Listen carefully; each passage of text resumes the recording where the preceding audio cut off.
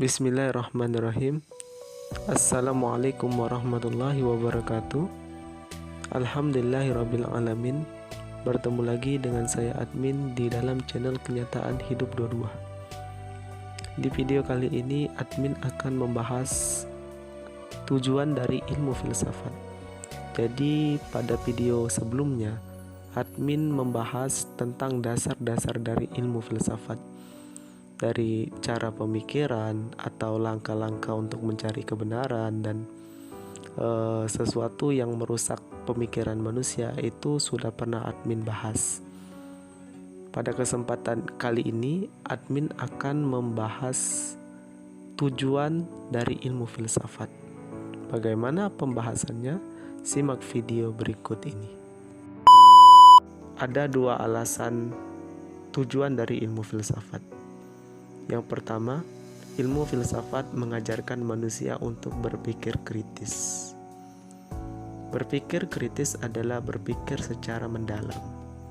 Jadi, pola pikir kritis ini sangat bermanfaat bagi kehidupan manusia. Jika kita tidak menggunakan akal kritis, maka manusia akan masuk ke dalam jurang prasangka, mengikuti dugaan. Jadi, orang yang berpikir kritis itu berpikir menyandarkan berdasarkan fakta ataupun kenyataan melalui penyelidikan ilmiah. Jadi ilmu filsafat itu mengajarkan manusia untuk menggunakan akal kritis untuk memahami segala sesuatu. Tidak disandarkan dengan dugaan atau prasangka yang ada, tapi dibuktikan dengan secara nyata ataupun ilmiah. Jadi salah satu dari tujuan dari ilmu filsafat adalah menggunakan pola pikir kritis. Jika kita menggunakan pola pikir kritis ini, maka berapa banyak di antara kita, insya Allah negeri kita Indonesia ini mungkin bisa saja terhindar dari berita hoax atau berita bohong. Karena orang yang percaya dengan berita bohong ini tidak memiliki pemikiran kritis. Mereka melihat lalu berprasangka tanpa menyelidiki kebenarannya, tanpa melihat kenyataannya. Maka jika kita berpikir kritis, kita melihat berita, melihat kenyataan dan menyelidikinya, kita tidak akan pernah termakan berita-berita bohong.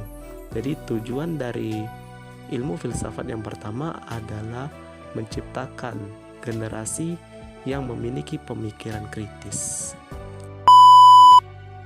Yang kedua, tujuan dari ilmu filsafat adalah menciptakan generasi yang memiliki pemikiran kreatif.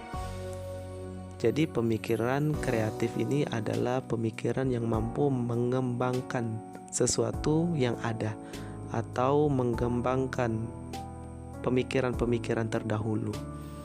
Jadi jika kita memiliki pemikiran yang kreatif, maka peradaban manusia itu mampu berkembang sangat cepat. Tidak sampai di situ, jika seseorang memiliki pemikiran yang kreatif, maka dia tidak akan pernah terjebak di dalam satu pemikiran yang baku. Jadi jika orang memiliki satu pemikiran yang baku, ini juga berbahaya. Karena orang yang seperti ini tidak mampu menerima yang namanya sebuah perbedaan. Orang yang memiliki pemikiran kreatif itu mampu mengembangkan sesuatu. Sebagaimana yang saya pernah jelaskan di video-video sebelumnya, yang dimana video sebelumnya saya pernah membahas tentang sejarah penemuan listrik. Sejarah penemuan listrik itu diawali dari Thales yang mengamati fenomena listrik statis. Setelah itu penemuan atau para ahli atau ilmuwan itu mengamati fenomena listrik statis, lalu berkembanglah sebuah teori-teori baru, lalu dikembangkan oleh ilmuwan selanjutnya, dan selanjutnya sampailah listrik bisa kita manfaatkan hingga saat ini. Nah, dari sini kita bisa lihat bahwasannya pemikiran kritis ini atau pemikiran kreatif ini sangat penting untuk mengembangkan sesuatu, yang dimana pada kenyataannya para peneliti, para ahli mengamati satu fenomena yang sama tapi mengembangkan secara berbeda-beda. Ini salah satu pemikiran kreatif. Jika kita memiliki pemikiran kreatif, maka kita mampu mengembangkan potensi yang ada di dalam diri kita. Seperti kita kenal Jackie Chan. Jackie Chan itu adalah seorang yang sangat mengagumi Bruce Lee. Sampai-sampai beliau punya cita-cita ingin seperti Bruce Lee. Tapi singkat cerita, beliau tidak mampu menjadi Bruce Lee, ahli kungfu, maka ia mengembangkan kungfu yang dicampur dengan komedi. Hingga saat ini Jackie Chan menjadi dirinya sendiri dan berpikir kreatif, tidak mengikuti Bruce Lee, tapi ia terinspirasi lalu mengembangkan apa yang ia miliki. Jadi ia campurkan kombinasi kungfu dan komedi, ya sampailah berkembang hingga saat ini. Siapa tidak kenal Jackie Chan? Nah, ini juga salah satu pemikiran yang kreatif.